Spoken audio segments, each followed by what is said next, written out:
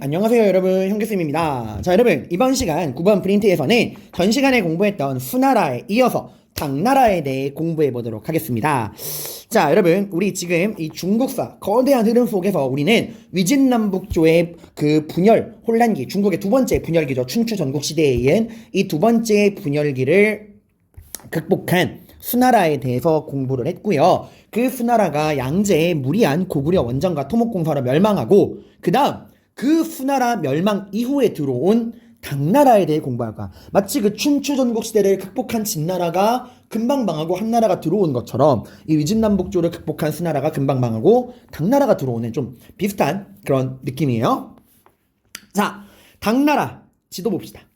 여러분, 그 진나라랑 한나라를 비교해야 하듯이 수나라랑 당나라도 지도 비교해 보셔야 합니다, 여러분. 그러니까 진나라, 한나라, 수나라, 당나라 이런 지도들 좀 비교를 해 보셔야 되는데, 자, 일단 수나라 같은 경우는 여러분, 수나라랑 당나라의 차이가 뭐냐면 되게 비슷해 보이지만 차이가 뭘까요? 네, 예리한 친구들은 바로 아네요. 돌궐.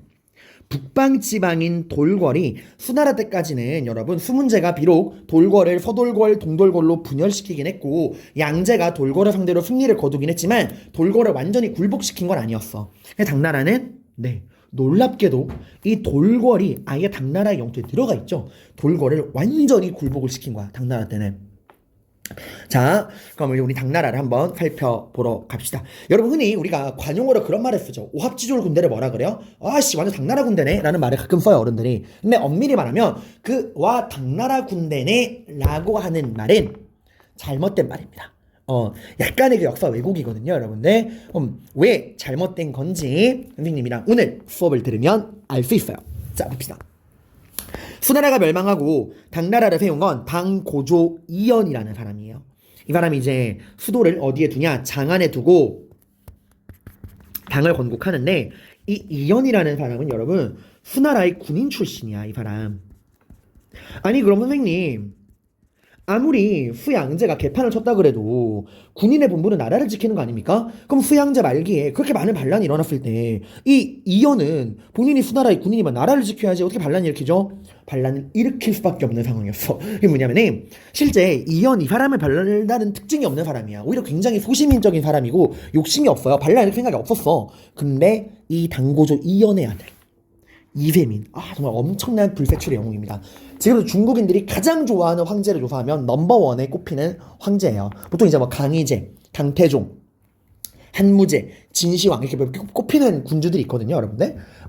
근데 이 아들이 이세민이 보통 야심가가 아니야. 그래서 아버지를 반란 일으키고 싶은데 아버지가 계속 그런 뭐 반란이야 이런 거 싫어 이러니까 야, 이세민이 계략을 아버지한테 여자를 갖다 바칩니다. 오늘날 상식으로는 전혀 이해가 안 되지만 그 당시 일상적인 일이었어요. 이세민이 굉장히 이쁜 여자를 구해서 아버지에게 바친 거야. 이게 이제 이연은 이세민이 바친 여자랑 하룻밤을 보내고 다음날 딱 일어났더니 이세민이 아버지 간밤에 좋으셨어요? 사실 그 여자가 누군지 아세요? 그 여자는 수양제 후궁입니다 라고 이야기한 거야. 그러니까 이세민이 수양제 후궁을 데려와서 이연에게 진상을 했던 거야. 그래서 황제의 여자를 건드린 거예요. 가만히 있어도 삼족이 멸할 대역죄를 저지른 거죠. 그래서 울며 겨자 먹기로 반란을 일으키게 됩니다. 그래서 실제로 초대 황제는 이연이었지만 그 밑에서 군대를 이끌고 수나라를 박살낸 건 다 이세민이야. 그래서 이세민의 활약으로 이연은 당의 고조가 됩니다. 수도는 장안. 지금 여러 번 나왔죠, 여러분. 장안의 수도를 둔 나라가 어디예요? 네, 유방이 만든 전안. 그리고 수나라도 장안이었고 당나라도 수도가 장안입니다. 자, 그리고 이제 고조 이연이 물러나고 그다음 그의 야심만만한 아들 이세민이 황제가 되는데, 중국인들은 이세민을 굉장히 존경해요, 여러분들. 그러니까 우리로 치면 광개토대왕을 우리가 좋아하는 그런 느낌인데, 얼마나 이세민을 존경하고 따르냐, 이 이세민의 가운데 셋자 있죠. 이세민을 존경하는 뜻에서 이 셋자를 쓰지 않았어. 그래서 이세민의 그 부하 장수 중에 고구려를 멸망시켰던 이세적이 있거든요. 근데 우리 역사에서 이적이라고 나와. 이 사람이 자진해서 이름을 바꿔. 황제폐하랑 같은 글자를 쓸 수 없습니다. 이래서 이세적이 셋자를 빼버리고 이적으로 자기 이름을 바꾸기도 하고요. 또 우리 여러분 그런 말을 쓰죠. 나무아미타불 뭐라는 거야 이거. 나무 아미탑을 관세음보살이라고 하잖아요. 근데 가끔 나무 아미탑을 관음보살이라고 하기도 하죠. 이 중국 애들이 쇠자를 빼버렸어. 이세민의 쇠자가 들어간다고. 그 쇠자를 빼고 나무 아미탑을 관음보살이라고 하기도 해요. 그 정도로 존경받는 황제였습니다. 자, 이세민은 율령 체제를 정비해요. 한국사 공부할 때 율령 공부했죠. 율령이 뭐였죠? 네, 통일된 법이었어. 그래서 이제 고구려 백제 신라도 연맹왕국에서 중앙집권 국가 발전하는 과정에서 율령이라는 걸 정비하잖아요. 율령은 한마디로 말하면 법이요, 법체계. 여러분 지금 학급 규칙, 학교 규칙, 학급 규칙처럼 나라를 이끌어가는 근본적인 법체계인데 그동안 많은 법들이 존재했죠. 중국에는. 그런 법들을 다 모아서 제대로 된 일원화된 법체계로 딱 완벽하게 정리한 게 이 당태종 때입니다. 그래서 율령체제 정비하는데 율이 이제 형법, 잘못한 사람을 다스리는 형법이고 영은 행정법이에요. 이 둘을 정비를 하고 국가의 체제를 근본적으로 다지게 됩니다. 그리고 이 사람은 정복군주예요. 수나라 문제 때 분열된 돌궐, 그 중에서도 동돌궐을 정복합니다. 여기 동돌궐을 정복을 한 거야. 누가? 당태종 이세민이. 완전히 굴복시켜요. 그러니까 여러분 유목민족들은 특징이 뭐냐면은 이 사람들은 굉장히 부족 단위의 생활을 하고 강자를 따르는 습성이 있어. 그래서 유목민족은 그 지도자의 자리를 장남에게 물려주지 않아. 능력 있는 사람에게 물려주거든요. 이 사람은 강자를 보면 따르는 습성이 있어. 그래서 이 유목민족들 동돌궐이 보기에 당태종은 너무 대단한 사람인 거야. 군사를 다루는 솜씨가. 그래서 이 동돌궐의 부족들이 진심으로 당태종에게 굴복한 다음에 당태종에게 당신은 하늘이 내린 우리의 지도자 가한입니다. 흉노 때 묵특선우 기억나요? 한고조 유방을 무릎 꿇렸던 흉노의 지도자를 선우라 불렀고 이 돌궐은 가한이라 불렀어. 가한. 유목민족들이 지도자를 부르는 명칭이 가한이었어. 근데 중국의 황제인 당태종 이세민에게 유목민족들이 중국 황제인 당태종 이세민에게 유목민족의 지도자의 호칭인 가한을 붙인 거야. 그것도 천가한.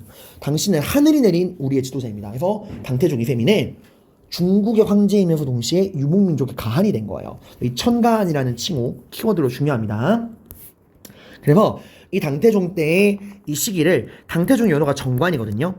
정관 시기에 발전된 나라. 이래서 정관의 치라고도 불러. 그래서 천가한, 정관의 치는 이 자료로 나오면은 당태종 이세민을 상징하는 키워드니까 여러분들이 기억해 두시기 바랍니다. 근데 이렇게 하늘 아래 두려울 것이 없다 한 당태종 이세민마저도 굴복시키지 못한 나라가 있습니다. 바로 수양제를 죽음으로 몰고 간, 수나라를 멸망으로 몰고 간 고구려예요. 당태종도 욕심이 나는 거야.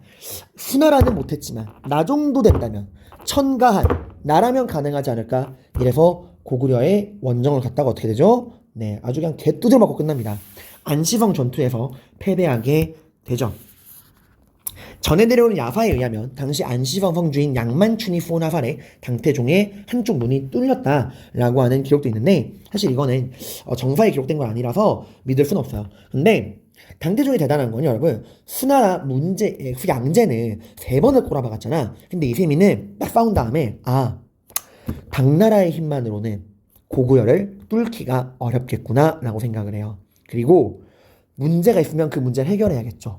우리 힘만으로는 뚫을 수 없다면 우리를 도와줄 동맹국이 필요하다. 바로 어디? 같이 봐봐 얘들아. 지도를 보시게 되면은 여기 지도를 볼까? 고구려 여기 이 요동지방을 근거로 한 이 고구려의 이 철벽 방어선 이게 우주 방어란 말이야 완전히.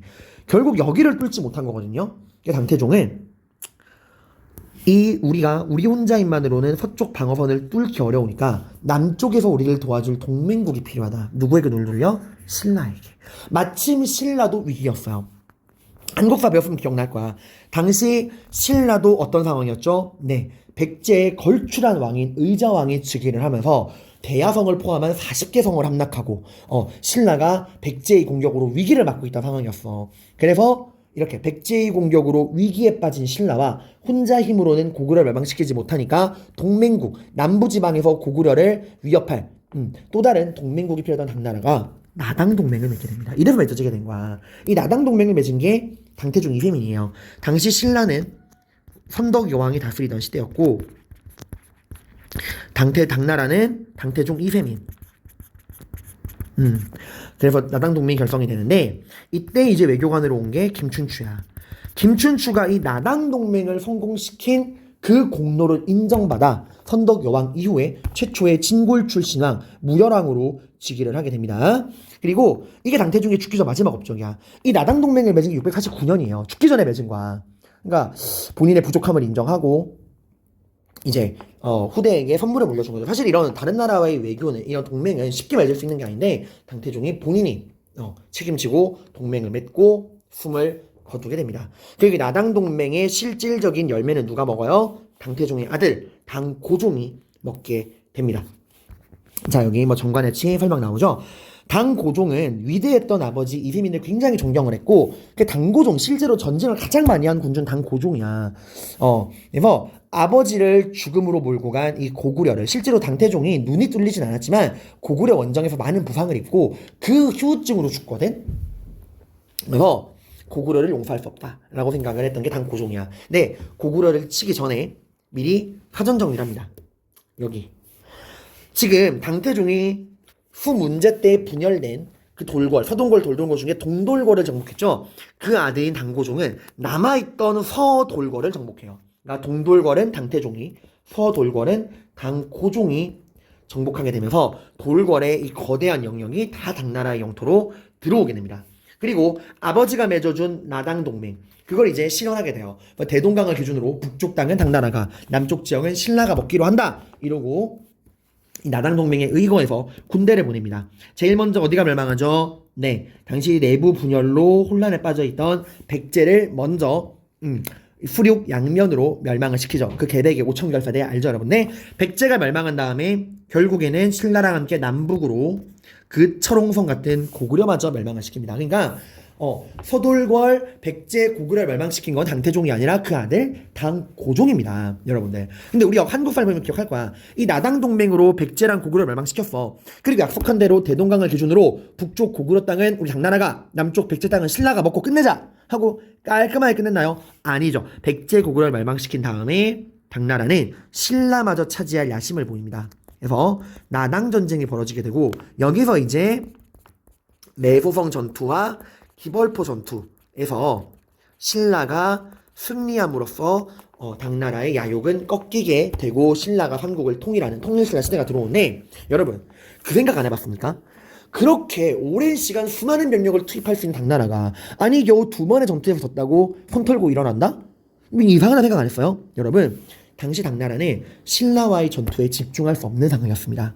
그러니까 안 쳐들어온 게 아니라 더 이상 병력을 못 보낸 거야. 왜 내수성 기벌포로 깔끔하게 당나라가 손 털었냐? 깔끔한 게 아니라 그럴 수밖에 없었어.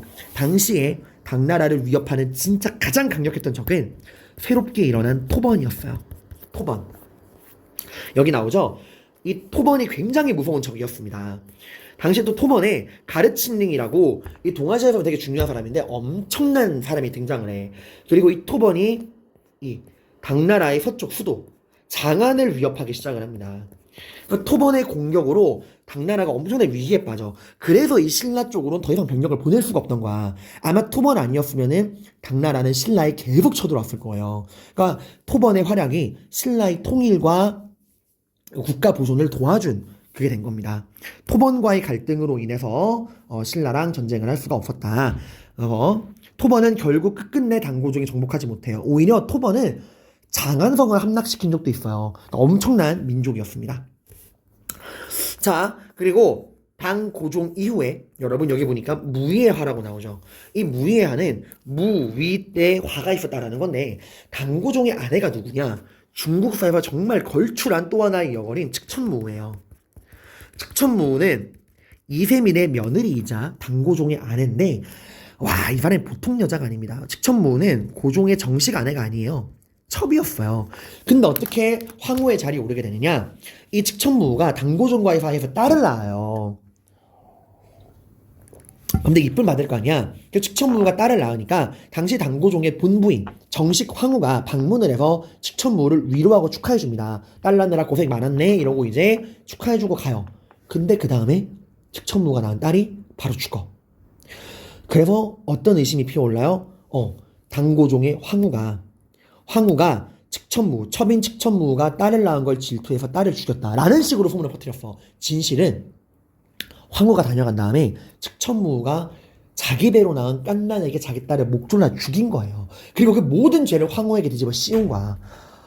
저는 솔직히 이걸 보고서 내 손에 내가 낳은 딸의 피를 묻히고서라도 얻고 싶은 게 권력일까? 나라면 내 손에 내 손으로 낳은 내 자식이 내 피가 섞인 딸의 피를 묻혀야만 얻을 수 있는 권력이라면 저는 얻고 싶지 않아요. 근데 측천무는 딸의 피를 손에 묻히고서라도 권력이 얻고 싶었나 봐. 그래서 결국에 황후를 몰아내고 본인이 정식 황후가 됩니다.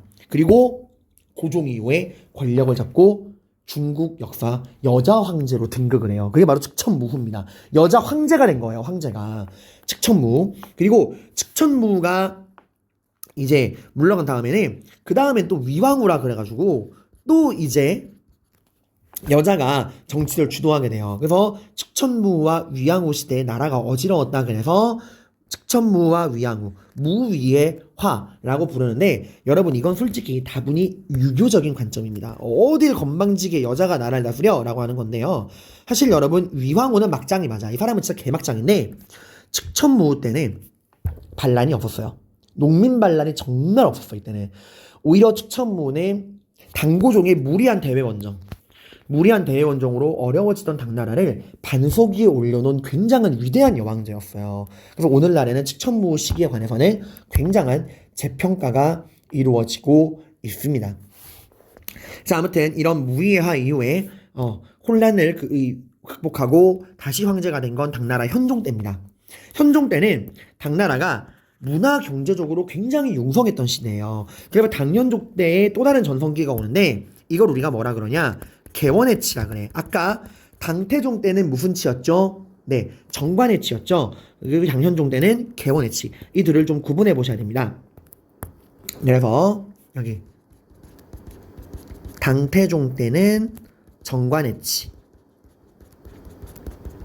그리고 당현종 때는 개원의 치. 그래서 둘 다 연호를 딴 거야. 당태종의 연호 정관, 당현종의 연호 개원. 그래서 이런 게 나오면은 각각 어느 시대인가 여러분들이 파악해 볼 수 있어야 돼요. 개원의 치에 대해서도 여기 설명을 적어놨습니다. 근데 이렇게 잘 나가던 당현종 정말 운명 같은 사랑을 맞이하게 돼요. 바로 중국의 그 4대 미녀로 꼽히는 양귀비라는 여자를 만나게 돼. 근데 이게 금단의 사랑이야. 왠지 알아? 양귀비는 당현종의 며느리였어요. 며느리랑 사랑에 빠진 거예요. 근데 양귀비가 얼마나 이뻤냐. 이게 뭐 중국 특유의 과장이 담겨 있지만 피부가 너무나 투명하고 하얗다. 얼마나 하얗냐면 석류를 먹으면 그 석류가 목구멍으로 넘어가는 게 보였다 그래. 목이 너무 살이 하얗고 투명하니까 석류를 먹으면 그 붉은 석류가 목 안으로 들어가는 게 보였다 그래. 사실 이 정도면 거의 호러의 영역 아닌가요? 그리고 이거 거의 공포 괴기 영화 수준이야. 아무튼 그 양귀비랑 사랑에 빠지게 되고 그러면서 국정을 돌보지 않게 됩니다. 근데 당현종 때는 여러분들 이제 양귀비에 빠지다 보니까 나라를 제대로 돌보지 않게 되고 이 국방 지방에서 또 오랑캐들이 막 준동하게 되고 국방이 굉장히 어지러워져요. 그래서 북방의 군사 지휘관을 주둔시키는데 이게 절도사입니다. 절도사 여기 나오죠. 당현종 때 죄송합니다. 여기죠. 당현종 때 어지러워진 그 변경에 방어와 지방 통치를 마련하기 위해서 원래는 그 지방의 군사를 담당하는 군사령관이었는데 얘네가 군사적인 업무뿐만 아니라 재정과 행정을 담당하는 군사령관이자 지방의 실권자인 절도사를 지방에 설치하게 돼요. 그러니까 굉장히 나라가 어지러웠던 거야. 자, 이러다 보니까 다른 나라와의 싸움에서도 그 전처럼 승리를 거둘 수 있을까? 승리를 거두지 못해. 여러분, 이 전반기 당나라, 당고조, 당태조, 당고종 때는 당나라 군대라 그러면 온 아시아의 두려움의 대상이었어. 최정예 부대였거든요. 근데 그럼 무적의 당나라 군대가 이 현종 때부터는 슬슬 흔들리게 돼. 흔히 우리가 말하는 당나라 군대는 후반기 당나라 군대예요. 오합지졸 당나라 군대 전반기에는 해당되지 않는 말입니다. 자, 당현종 때는 이웃나라와의 전투에서 패하게 돼요. 그 대표적인 게 바로 탈라스 전투입니다. 엄청나게 많이 나왔어요. 탈라스 전투. 이 탈라스 전투는 여러분 우리 비단길 기억나시나요? 비단길 우리 언제 개척됐죠? 네. 후한 때 죄송합니다. 전한 무제 시기 장건에 의해 개척된 비단길 있죠. 이 비단길의 주도권을 두고서 바로 당시 이슬람 국가였던 아바스 왕조랑 당나라랑 싸운 거야. 왜 싸웠냐? 여기 나오죠? 이 당나라가 당태종, 당고종 때 서돌골까지 진출하면서 이 이슬람 제국, 당시 아바스 왕조랑 이 서쪽 지방의 교통로인 비단길의 주도권을 두고서 싸우게 된 거야. 땅이 넓어지니까. 그래서 여기서 비단길의 주도권을 두고 싸우게 되는데 패배하게 됩니다. 그러면서 당나라는 주요 교통로 중에 하나인 서역과의 육지교통로 비단길을 상실하게 돼요. 근데 문제는 이때 아바스 왕조에 패배하고 당나라 군대가 포로로 잡혔는데 이 포로로 잡힌 당나라 군대 중에 그 병사들 중에서 종이 만드는 기술자가 있었던 거야. 그래서 이 탈라스 전투에 통해서 이슬람 아바스 왕조에게 포로로 잡힌 당나라의 종이 기술자들을 통해서 이 제지술이 이슬람 국가로 유출되게 되고 이 이슬람 국가를 통해서 유럽으로까지 중국의 제지술이 유출되게 돼요. 이 제지술이 나온 건 언제였죠? 네, 후한 때 환관 체륜에 의해서 개발된 제지술이 당나라 때 아바스 왕조와의 탈라스 전투 패배로 이 제지술이 이슬람과 유럽으로 유출되게 됩니다. 기억해두세요. 근데 얘들아, 무역을 해야 돈을 버는데 더 이상 육지로 갈 수 있어 없어? 못 간단 말이야. 비단길은 아바스 왕조에게 뺏겼어. 그래서 육지로 안 되면 어디로 간다? 바다로 가자. 이래서 이때부터 바닷길을 본격적으로 개척하게 돼요. 육지로 안 되니까. 그리고 이 바닷길을 통한 무역을 관리하는 무역 전담 기구를 만드는데 그게 바로 씨박사야. C, under the sea. 이거 기억하면 돼요. under the sea. 예, 씨박사, 바닷길을 관리하는 기구인데 이 씨박사는 여러분 당나라에만 존재한 거 아닙니다. 그때 이후로 계속 바닷길을 통해서 무역을 하거든요. 그래서 이 이후에도 뭐 송나라, 뭐 원나라에도 계속 나오게 돼. 씨박사는. 아무튼 이 당나라는 현종의 이러한 양귀배와의 그런 불륜 로맨스를 통해서 나라가 제대로 운영되지 않고요. 후기에 많은 혼란이 벌어지게 됩니다. 중앙정부가 이렇게 무능하고 혼란스러우니 지방 세력가들 통제가 돼? 안 돼? 안 돼. 여러분, 수나라 때부터 이어져 오던 수당의 힘의 근원이 어디 있죠? 네, 자영농입니다. 농민들을 자영농으로 만들어주기 위해서 균전제를 통해 토지를 분배해주고 그 토지, 균전제를 통해서 토지를 부여받은 자영농들이 국가에 조용조, 세금을 내고 필요하면 부병제로 군복무를 했었죠. 근데 이제 중앙정부가 무능에 빠지니까 이 지방에 있는 세력가들이 이 농민의 땅을 막 빼앗기 시작해요. 국가에서도 더 이상 농민들에게 균전제, 행정적으로 이렇게 토지를 나눠주지 못해. 그래서 균전제가 무너지니까 어떻게 돼? 다 막 무너지는 거야, 얘들아. 그렇게 되는 결정적인 계기가 이 그나마 명맥을 유지하고 있던 이 중앙정부, 부정부패 혼란하긴 했지만 그 중앙정부잖아. 이 당나라 중앙정부를 완전히 개박살내버린 게 당현종 임기 말년에 일어난 안사이난입니다. 이 안사이난은 당현종 때 여러분 그 지방에 그러니까 그 지방 변경 지방의 군사 적의 침입으로부터 지방을 지키라고 만들어 놓은 게 뭐였죠? 지방의 군사라고 하는 절도사였죠. 이 절도사들이 일으킨 반란이야. 안사이난은. 이 안사이난은 사람 이름인데 안사가 사람이 아니라 안은 안녹산이고요. 산은 그 안녹산의 부하 사사명이야. 이 안녹산과 사사명을 대표로 하는 지방의 절도사들이 반란을 일으킵니다. 근데 사실 안녹산이 양귀비랑 불륜이었다는 또 이야기가 있어. 개막장 드라마죠. 안녹산은 엄청 뚱뚱했다 그래. 기록에 의하면 뱃살이 얼마나 두꺼웠는지 딱 서 있으면은 그 뱃살이 바닥에 닿았대요. 그 정도로 뚱뚱했다 그래. 야, 이것도 거의 호러 아니야? 뭐 성류를 넘기면 성류가 목구멍으로 보이는 여자나 배 가죽이 바닥에 닿는 남자나 이거 완전 개 호러잖아요. 아무튼 이 안녹산이 근데 양귀비랑 현종의 엄청난 신임을 받아. 그래서 안녹산이 반란을 갖다 그랬을 때 당현종이 양귀비가 믿지를 못했대요. 왜냐면 안녹산이 당현종과 양귀비의 신임을 얻을 수 있는 이유는 뭐냐면 안녹산은 거의 토크가 유재석이랑 강호동급이야. 입을 진짜 잘 털었어요. 그래서 당현종이 양귀비가 안녹산 보고 야, 넌 새끼야 왜 이렇게 뚱뚱하냐? 배에 뭐가 들었길래 이렇게 뚱뚱해? 이렇게 안녹산이 뭐라 했는지 알아요? 허허, 저의 배에는 황제폐하랑 황후에 대한 사랑이 가득 차 있어서 이렇게 배가 뭉툭한 겁니다. 이러고 막 넉살 좋은 사람이었다 그래. 그리고 그런 신임을 토대로 양귀비랑도 불륜 관계였다는 이야기가 있는데 이런 신임을 통해서 권력을 잡고 난을 일으킨 거야. 이게 바로 안사이난입니다. 현종 시기 절도사였던 안독산과 사세명이 이렇게 나뉘고 이 안사이난을 계기로 당나라는 완전 다른 나라로 변합니다. 이거 안사이난이 가지고 온 변화는 너무 중요하기 때문에 뒤에서 자세하게 공부해 보도록 하겠습니다. 근데 여기 중요한 점은 안사이난은 당나라를 근본적으로 바꿔요. 그러니까 안사이난을 기준으로 그 전을 당전기, 그 이후를 당나라 후기라고 그러거든. 근데 안사이난은 당나라를 근본적으로 변화시킨 건 맞지만 당나라를 멸망시킨 건 아니야. 이 안사이난 이후에도 당나라는 100년 넘게 지속이 돼요. 당나라가 멸망한 건 아닙니다. 이게 이제 당나라를 전기와 후기로 구분하게 되고 일단 써드릴게요. 어떤 변화가 생기냐. 토지제도였던 균전제와 그 균전제에 기반한 조용조 그리고 세금제도였던 부병제, 군사제도인 그 부병제가 안사이난 이후로 균전제는 장원제로, 조용조는 양세법으로, 부병제는 모병제로 바뀌게 돼요. 이런 변화를 가지고 온 게 바로 안사이난이야. 좀 이따 설명할게요. 그리고 이때 이후부터 당나라는 완전 맛이 가요.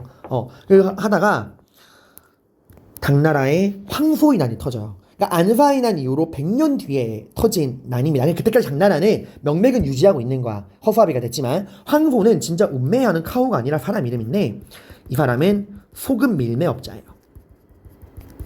소금 밀매업자니까 돈을 많이 벌어들였겠죠. 그 벌어들인 돈과 유통망을 토대로 난을 일으키는데 이게 또 우리 한국 사람 연관돼 있는 게 당시 신라의 유명한 천재였던 최치원이라는 사람이 있어. 근데 신라는 골품제, 사람을 능력으로 보고 뽑지 않잖아요. 철저하게 신분으로 뽑는 골품제였잖아. 그에 반해 당나라는 이미 수나라 때부터 능력으로 뽑는 과거제. 또 당나라는 굉장히 국제적인 개방적인 왕조였어. 외국인들을 대상으로 하는 과거제인 빈공과라는 걸 통해서 외국인도 능력만 있으면 당나라에서 벼슬을 할 수가 있었어. 그래서 이 최치원은 육두품이었거든요. 그래서 이 골품제에서는 답이 없다. 이래서 당나라로 건너와서 빈공과에 합격해서 당나라에서 벼슬 생활하던 사람이야. 이 최치원이 황소가 난을 일으켰을 때 황소를 꾸짖는 황소의 난을 진압해야 한다 라고 하는 토황소 경문이라는 거를 지어요.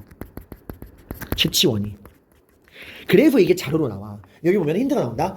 안사이난, 안녹산과 사사명도 그 역적들도 그렇게 비참하게 죽었는데 그 100년밖에 안 지났는데 너 따위가 어찌 당나라를 향해서 반란을 일으킨단 말이냐 이러고 막 꾸짖는 내용이 나와. 이걸 가지고 당나라에 대한 내용을 묻는 문제가 몇 번 나왔어요. 토황소 경문. 그 보면 유추할 수 있어.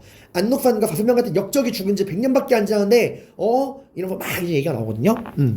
안사이난 이후 100년 뒤 이야기야. 토황소 경문 최치원 그리고 황소의 난은 결국엔 진압이 되는데 이제 당나라가 완전히 그 중환자 시대에 실려가게 됩니다. 황소의 난으로. 황소의 난이 진압되고 얼마 지나지 않아 황소의 부하였던 주전충 얘도 절도사야. 주전충이 결국에는 당나라를 완전히 멸망시키게 돼요. 그리고 주전충 이후에 전국 각지에서 군사력을 가지고 있는 절도사들이 야 나도 한번 해보자 이러고 또다시 중국은 세 번째 분열기에 빠지게 됩니다. 그게 바로 5대 19기야. 봐봐. 지금 첫 번째 분열기 춘추 전국시대, 그 다음 위진 남북조시대, 그 다음 5대 19. 계속 분열기죠. 이 5대 19는 절도사들은 아니야. 절도사에 의한 혼란기. 전국 각지의 절도사들이 다 내가 황제하겠다 이러고 하는 건데 이때 이제 화북지방에 5개의 나라와 강남지방에 10개의 나라가 생겨. 이게 바로 5대 19기예요. 이게 나오죠. 당나라 멸망 이후 화북을 지배한 5개 후량, 후당, 후진, 후안, 후주 5대 그리고 이 남부 강남지방의 19 이렇게 절도사에 의한 혼란기 5대 19개 시대가 펼쳐지게 됩니다. 또 이 5대 19개 혼란기를 극복한 게 송나라예요. 이건 다음에 공부할 거고 이렇게 해서 당나라의 정치 파트를 공부해 보았습니다. 기본적인 정치사 흐름을 살펴본 거예요. 자 그러면 조금 더 구체적인 내용으로 이제 남아있는 정치, 경제, 사회, 문화 공부해 보도록 할 건데 우선 정치사적인 내용 흔히 안사이난을 계기로 중국 당나라가 전기랑 후기로 나뉜다고 했잖아. 그거에 대한 내용을 살펴보고 이번 수업은 마무리하도록 하겠습니다. 자, 당나라의 정치 보겠습니다. 당나라의 정치라 그러면 당태종 때 뭐가 완성이 돼요? 중국의 완벽한 통일된 법체제, 율령체제가 완성이 돼요. 율령체제의 완성. 그러니까 법이 존재하지 않았던 거 아니야. 중국은 인정해야 돼요. 중국이 그 당시 가장 선진적인 체제였어, 아시아에서. 그래서 그전부터 많은 법들이 있었는데 그걸 다 종합해서 체계적인 법 체계로 국가의 근본적인 통치 체계를 법제화 시켰다. 율령 체제를 완성시켰고, 이 당나라에서 나온 율령 체계가 동아시아 각국에 베트남, 한국, 일본 등에 영향을 줍니다. 원래 문화는 높은 데서 낮은 데로 흘러요. 이건 쪽팔리거나 부끄러운 게 아닙니다. 자, 여러분, 유럽 오리엔트 문명, 이집트 메소포타미아에서 시작된 문명이 그리스 로마로 가고, 그 그리스 로마 문명이 결국엔 또 유럽으로 가잖아요. 서유럽 문화의 토대가 또 그리스 로마잖아. 그럼 걔네가 쪽팔려 하던가요? 영국이랑 프랑스가 와씨 우리 로마랑 그리스에게 문화를 배워왔어 이래요? 아니에요, 여러분들. 당연한 겁니다. 자, 이 율령 체제는요, 중앙엔 뭐로? 삼성육부로 다스립니다. 이거 아까 제가 수나라 할 때 설명했죠, 여러분들. 여기 볼게요. 삼성육부. 여기 당나라의 통치주지. 이거 당나라가 창조한 거 아니야. 이미 수나라 문제가 중앙의 삼성육부, 이 지방의 주현재는 이미 수나라 문제가 정비했던 체제야. 그거를 당나라가 이어받은 거예요. 삼성은 성이 3개야. 중서성, 문화성, 상서성, 성성성인데, 삼성에서는 국가의 중요한 정책을 심의 및 의결하고, 여기서 이제 국가의 중요한 정책을 회의를 하고요. 그거를 이제 황제가 오케이 결정해주면은 그걸 실행에 옮기는 게 육부죠.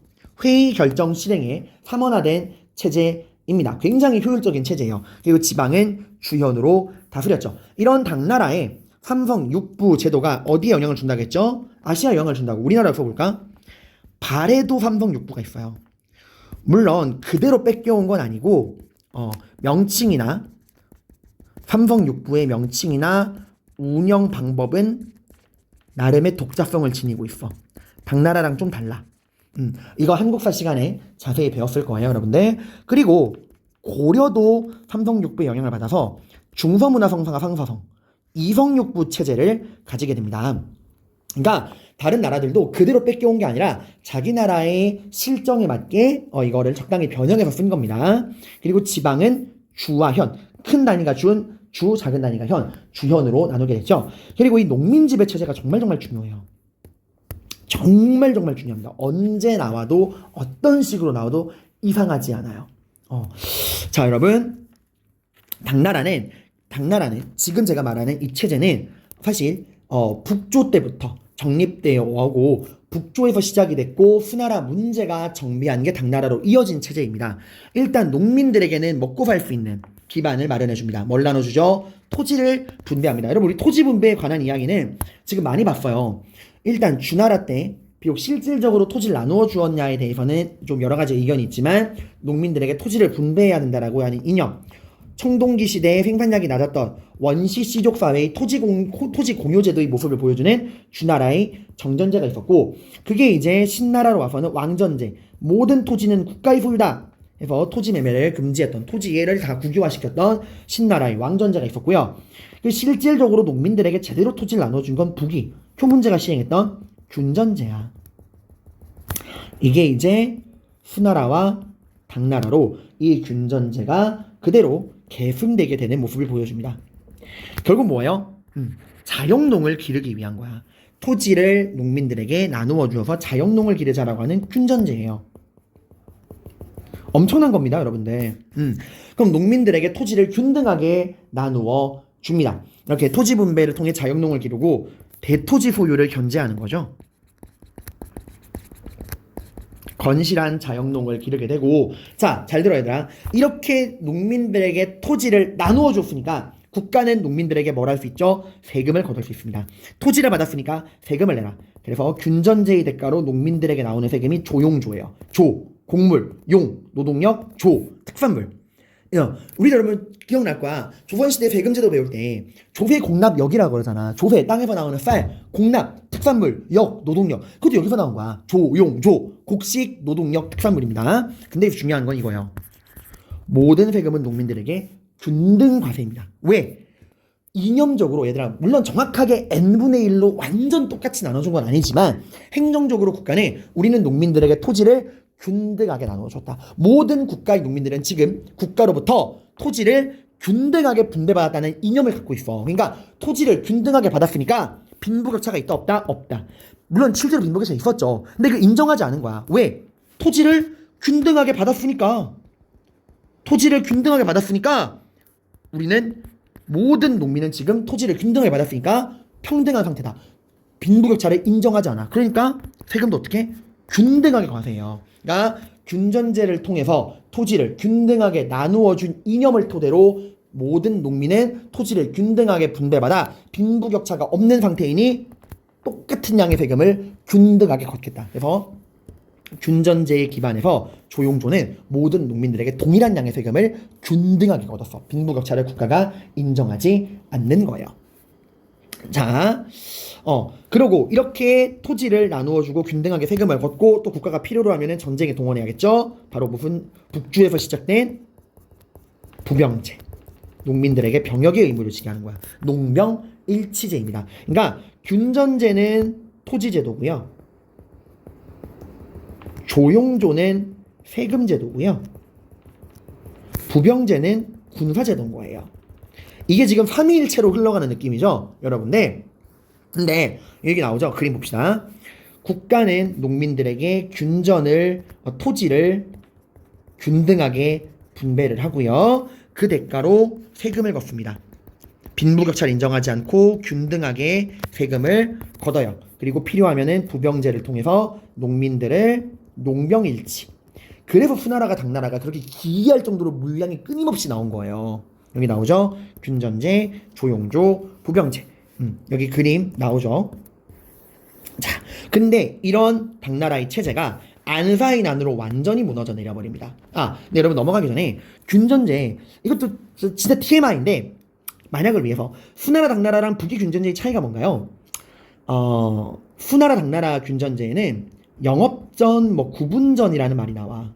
혹시 자료로 영업전 구분전이 나오면 수나라 당나라의 균전제다 정도까지만 알면 돼요. 그 이상 깊이 들어가지 마요, 여러분들. 그냥 여기까지도 안 나와 요즘에는. 혹시 몰라서 말해주는 거예요. 자, 근데 안사이난 지방 절도사의 반란이 터지게 됩니다. 그러면서 여러분들 사실 이런 안사이난이 터지기 전부터 당나라 현종 때 설치된 거잖아. 절도사들이. 그 절도사들이 이렇게 난이 안사이난이잖아요. 당현종이 국가에 관심을 안 가지고 이러는 과정, 물론 그런 잘못도 있지만 여러분 이미 시대적으로 빈부격차라는 걸 막을 수 있나요? 아무리 국가가 이념적으로 토지를 균등 분배했다고 해도, 균등 과세를 한다 그래도 빈부격차는 발생할 수밖에 없어. 부자의 유일한 소망은 더 부자가 되는 거잖아. 근데 그거를 당나라 전반기, 당태종, 당고종 이럴 때는 중앙정부가 이거를 꽉 쥐고 있던 거야. 근데 이 시대의 흐름을 막을 수 없죠. 점점점 지방에서는 국가의 이념과는 다르게 토지를 빼앗긴 농민이 나오고 빈부격차가 발생을 하고 그러고 있었어요. 이미 시대적인 흐름이. 그러니까 여러분 시대의 흐름은 개인의 잘못 때문에 일어나는 거 아니야. 물론 당현종이 무능한 것도 있었지만 이미 시대적인 흐름이 그러고 있었어. 봐봐. 얘들아, 이 삼위일체, 균전제, 조용조, 부병제의 근본이 뭐예요? 균전제야. 농민들이 어떻게 세금을 균등하게 낼 수 있죠? 어떻게 군대를 동원할 수 있죠? 균전제를 통해서 자영농으로 만들어주니까, 토지를 분배했으니까 조용조, 부병제가 가능한 거란 말이야. 근데 그 균전제가 이 당현종 때부터 슬금슬금 무너져. 이미 그 전부터 무너지고 있었는데 당현종 때 가속화되는 거야. 토지를 잃어버리는 농민들이 기하급수적으로 등장하게 되고 국가도 행정이 무능하다 보니 농민들에게 예전처럼 토지를 제대로 분배하지 못해 균전제가 슬금슬금 무너지고 있었어. 거기에 완전히 가속 페달을 밟아버린 게 이 안사이난이에요. 안사이난을 기점으로 중앙정부가 완전 개박살이 나거든요, 여러분들. 안사이난은 엄청난 반란이었어. 수도인 장안을 빼앗기고 당현종이 사천으로 도망치기도 해요, 여러분들. 이 안사이난을 계기로 중앙정부가 완전히 개박살 나니까 지방에 대한 통제가 돼야 안 돼. 이제 완전히 안 되는 거야.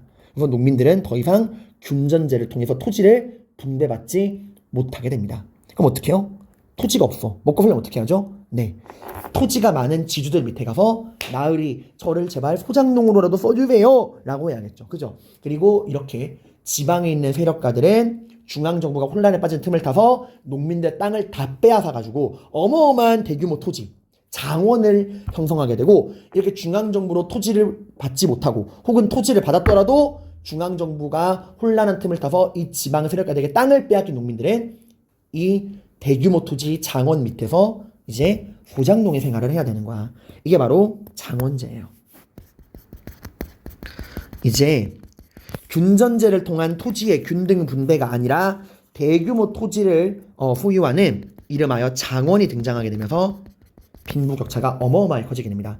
당연히 여러분, 이런 장원제가 되게 되면 예전처럼 세금을 거둘 수 있나요? 그 전에 조용조를 통한 균등과세를 할 수 있는 근본 이념이 뭐였죠?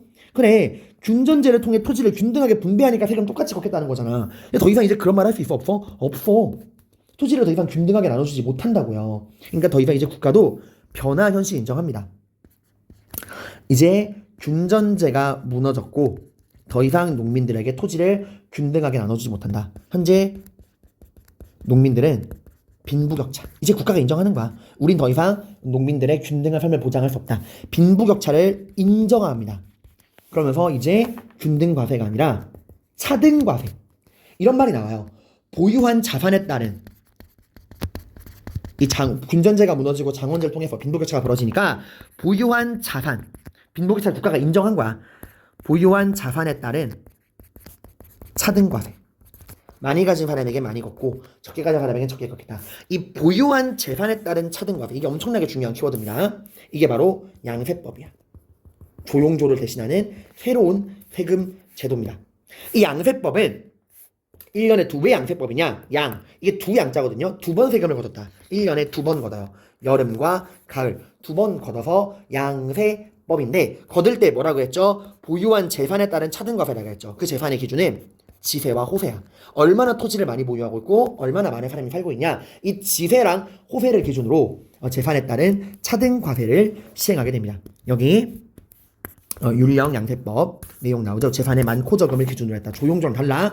그러니까 더 이상 농민들에게 이렇게 토지도 못 나눠주고 세금도 균등하게 못 걷어. 그럼 더 이상 농민들을 군대에 동원할 수 있어? 없어? 동원할 수가 없는 거야. 농민들 지금 먹고 살 그게 없는데. 그래서 장원제 양세법 체제에서는 더 이상 농민들을 의무적으로 군대에 끌고 가지 못합니다. 그러면서 직업군인 제도가 나오게 돼요. 직업군인. 그 직업군인을 모으는 게 누구야? 지방에 있는 절도사들이야. 지방에 있는 절도사들이 막 자기들이 이제 군대를 모아서 개인 사병화 시켜버리는 거야. 그러니까 더 이상 이때부터는, 안사이 난 이후부터는 이 절도사들 밑에 모인 군인은 당나라를 위한 군대가 아닙니다. 자기가 따르는 절도사들을 위한 군대, 절도사의 사병이 되어버리는 거예요. 이때부터 흔히 우리가 말하는 오합지졸 당나라 군대가 되어버리는 거죠. 그래서 이 안사이 난을 계기로 균전제, 조용조, 부병제가 장원제, 양세법, 모병제로 변한다. 너무너무 중요한 내용이고, 여기 선생님이 알기 쉬운 만화를 따왔어요. 이거 여러분들이 보시면 됩니다. 설명도 제가 다 적어놨고, 여기 균전제, 양세법 이런 변화하는, 안사이 난 이후에 변화하는 상황 다 제가 적어놨습니다. 여기 이 그래프도 엄청 시간 많이 나왔어. 이게 뭐냐면 당나라 때 호구수의 변화거든요. 보니까 특정한 사건을 기점으로 호구수가 급감하고 있죠. 이게 바로 안사이 난이야. 진짜 이렇게 많은 사람이 죽었느냐? 그건 아니에요. 국가가 더 이상 어디에 사람이 얼마나 살고 있는가를 파악할 수가 없다는 거야. 중앙정부가 완전히 개박살났기 때문에 행정력이 무너진 거야. 이래서 이제 균전제도 무너지고 다 무너지는 거예요. 여기 내용이 나오죠. 안사이 난을 전후해서 균전제가 완전히 붕괴되고 장원이 확대되고 조용조 부병제 운영이 어려워지면서 양세법 모병제로 바뀌었다. 당나라가 힘을 잃어버리게 됩니다. 자, 그리고 한 김에 여러분들 여기 기미정책과 여기 정치의 마지막 부분, 이 부분까지만 보고 끝낼게요. 여러분, 당나라가 그 안사이 난으로 완전히 마피가 가기 전까지 어마어마한 대제국을 건설했잖아요, 여러분들. 그 당나라 대제국의 건설의 비결은 바로 기미정책입니다. 기미정책이 뭐냐면, 여러분 소나 말 보면 코에 그 고삐를 꿰고 있잖아요. 그래서 우리가 소나 말을 탈 수 있는 이유가 뭐야? 소를 이용해서 농사를 짓고 말 탈 수 있는 이유가 뭐예요? 인간이 소나 말보다 힘이 센가요? 아니죠. 그 코에 뚫어놓은 그 고삐, 그거를 끌면은 애가 그냥 알아서 딸려오잖아. 그러니까 직접적인 힘이 아니라 고삐를 통한 간접 통제. 그게 바로 기미정책이야. 그러니까 소나 말의 고삐를 나타내는 거, 소나 말의 고삐를 나타내는 게 기미야. 그러니까 기미를 통해 인간이 짐승을 간접적으로 끌고 가되 간접적으로 정복지를 다스린다라는 게 바로 기미정책이야. 기미정책의 특징은 정복지역에다가 도호부라는 걸 설치하는데, 도호부, 이거 15개정 교육과정 바뀌면서 새롭게 추가된 내용이라 잘 알아두셔야 됩니다. 도호부를 설치하는데 이 도호부는 당나라가 직접적으로 지배한 땅이 아니야. 그럼 누구한테? 관리를 보내기는 보내요. 하지만 그 관리가 그 토착 세력, 그 지역의 토착 세력과 협력을 통해서 그 토착 세력을 그 지역의 책임자로 임명해서 그 토착 세력을 통해서 간접적으로 지배하는 거야. 자, 다시 한번 여러분, 당나라의 기미 정책은 뭐라고요? 정복지에다가 한나라 무제 기억나 얘들아? 한무제는 고조선과 베트남, 남어를 점령하고서 거기에 중국식 지방인 군현을 설치했잖아. 고조선을 멸망시키고 한나라는 고조선 땅에 4개의 군현, 한사군을 설치했고 남어를 멸망시키고는 9개의 군, 9군을 설치했죠. 그럼 어떤 부작용이 생겨? 그 토착민들 중에 반발이 생길 수밖에 없어요. 니네가 뭔데 우리를 직접 지배해! 한군현 몰아내라! 이러고 막 반란이 일어나기 때문에 그래서 실제로 한사군도 금방 무너져 내렸잖아. 그래서 거기에 교훈을 얻은 거야. 그 정복지에 중국식 지방제도인 군현, 주현을 설치해서 직접 지배하는 게 아니라 도호부를 설치해. 중국식 군현이 아닙니다. 한무제, 한사군 같은 개념이 아니에요, 여러분들. 이 도호부를 설치를 하고 거기에 토착 세력을 억압하는 게 아니라 그 토착 세력에게 자치권을 주는 거야. 그리고 그 토착 세력을 통해서 간접적으로 그 지역을 다스리는 거예요. 그러니까 굉장히 적은 에너지만 투과하고서도 넓은 지역을 효율적으로 다스릴 수가 있는 거야. 이게 여러분 보시면은 이 도호부가 동돌궐 기억나죠? 동돌궐 누가? 그치? 수문제 때 돌궐이 서돌궐, 동돌궐로 분열되었고 당태종이 동돌궐을 정복하고서 천가한의 칭호를 받았죠. 그 동돌궐에 설치한 게 안북 도호부고요. 그리고 당고종이 서돌궐을 점령하고 거기에 설치한 게 안서도호부야. 그러니까 이 넓은 땅에 다 중국식 군현을 막 한무제처럼 설치하려고 했던 게 아니라 도호부를 설치해서 간접적으로 토착 세력과 협력을 통해 거기를 통제한 거야. 그리고 우리나라 역사에 나와요. 그게 역사 시간에 배웠을 거야. 당나라가 고구려를 멸망시키고 고구려 땅에다가 안동 도호부를 설치하려고 했잖아. 근데 이제 그게 실패하게 되죠. 이런 기미 정책을 통해서 넓은 영토를 굉장히 효율적으로 다스렸다. 물론 이것도 안사이난 이유다 개박살 나요. 여기 내용들이 나옵니다. 말 곧비와 새 곧둘의 기미에 비유한 기미 정책. 참 머리가 좋아요. 여기 내용들 나오니까 당나라의 기미 정책 살펴보시기 바랍니다. 정복지에 도호부를 설치해서 토착 세력에게 자치권을 주어 간접 통치했다라는 내용을 기억하세요. 한무제랑은 다릅니다. 자, 여기까지 해서 당나라의 정치 살펴봤고요. 다음 시간에 당나라의 사회, 경제, 문화에 대해서 공부해 보도록 하겠습니다. 고생 많으셨습니다.